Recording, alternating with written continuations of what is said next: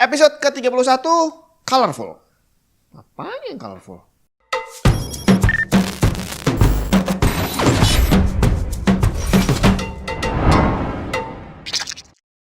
Ini adalah Colorful SL300. Saya suka sama desainnya. Jadi kalau dilihat ini nggak polos bre, ada ya kotak-kotaknya gitu lah. Cuma sayangnya harapan saya sih warna-warni gitu ya, karena colorful. Tapi ya nggak apa-apa lah, hitam juga termasuk warna. Terus terang saya belum pernah sama sekali pakai produknya colorful. Sempet naksir sama GPU-nya yang warna putih gitu ya. Tapi ya itulah namanya cowok, cuma berani naksir tapi nggak berani nembak bre. Saya coba cek ke websitenya, saya juga nggak pernah ngecekin produk colorful apa aja, ternyata ada banyak di sana. Dan dari semua lini produk yang ditawarkan secara desain boleh dibilang cakep-cakep. Cuma hari ini kita akan fokus pada SSD doang, lebih tepatnya hanya SATA 2,5 inch 128GB yang di sini di websitenya ada dua tipe, SL300 dan SL500. Seperti biasa saya tes yang paling murah SL300 128GB yang saya beli dengan harga 175.000. Semoga nggak kemahalan kayak kemarin saya beli Ovation. Maklum, jadi ceritanya saya masukin SSD ke keranjang itu ada banyak banget dan beberapa di antaranya itu baru check out setelah mungkin beberapa minggu atau beberapa bulan setelahnya. Jadi saya nggak tahu nih, lupa untuk ngecek update harga apakah udah turun atau belum. Kembali ke Colorful SL300. Di websitenya data yang tercantum cukup menarik. Speknya sih nggak ada yang spesial, malah cenderung di bawah rata-rata. Read rate-nya cuma up to 450 dan 350, sedangkan SSD lain bisa sampai 500 lebih.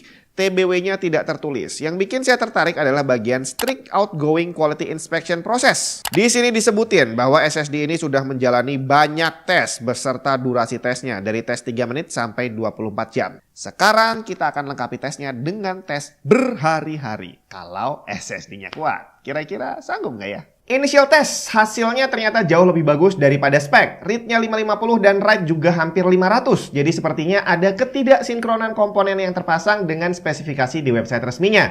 Tapi karena lebih bagus ya udahlah, nggak masalah. Kita mulai stress testnya. Perhatiin sensor yang terbaca. Di Crystal Disk Info di bawah total host write yang muncul adalah rotation rate.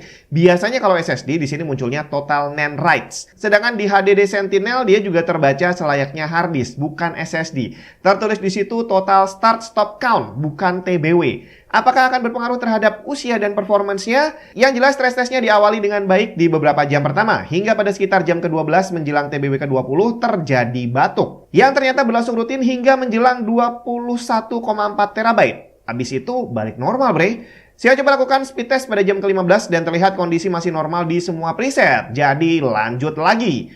Sesi kedua dijalani cukup lancar dengan cegukan yang semakin lama semakin parah. Sampai sekitar jam ke-25 menjelang TBW ke-40, speednya kacau balau dan berlangsung cukup lama. Saya coba lakukan speed test lagi pada jam ke-27 tapi kondisinya masih normal di semua preset. Sesi ketiga dijalankan cukup lancar dengan cegukan yang nggak separah sebelumnya. Sampai pada sekitar jam ke-39, sedikit melewati 60 terabyte, speednya kacau lagi. Sekitar jam ke-40 menjelang masuk TBW ke-61, speednya balik normal lagi sambil ada cegukan. Sampai sekitar 3 jam kemudian menjelang TBW ke-65, speednya tiba-tiba drop dan kayaknya permanen ini ya. Saya lakukan speed test terakhir dan terlihat read-nya masih normal tapi write-nya sudah hancur di semua preset. Nggak sampai 65 terabyte, tesnya saya hentikan.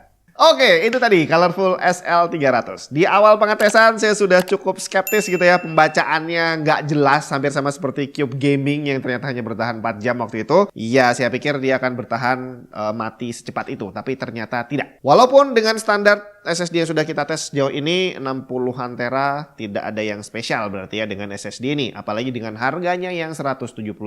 Secara endurance saya cuma bisa kasih skor 1 dan untuk speednya cuma 3, jadi total skor cuma 4. Untuk price versus performance bisa kamu lihat sendiri posisinya dan data selengkapnya bisa kamu cek di spreadsheet yang saya share di bawah. Disclaimer lagi sebelum kita akhiri, yang saya tes cuma satu SSD dan nggak bisa dijadikan acuan mutlak tentang bagaimana kualitas Colorful secara general. Termasuk bahwa SSD itu biasanya akan mati sendiri, rusak semaunya sendiri tanpa ada peringatan, tanpa harus nungguin TBW-nya habis, pokoknya tahu-tahu mati gitu aja. Jadi rajin-rajin backup data dan kita ketemu lagi minggu depan.